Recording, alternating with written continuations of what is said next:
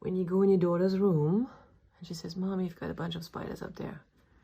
Little babies one. And it's like, oh, that's not too bad. It's just like maybe 50, 60. But then she says, look in the other corner. There's more. And they're alive.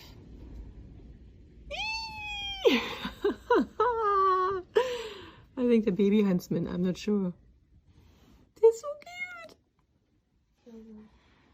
I'm not gonna kill them. We keep them all over the house. We never ever gonna have mozzies again.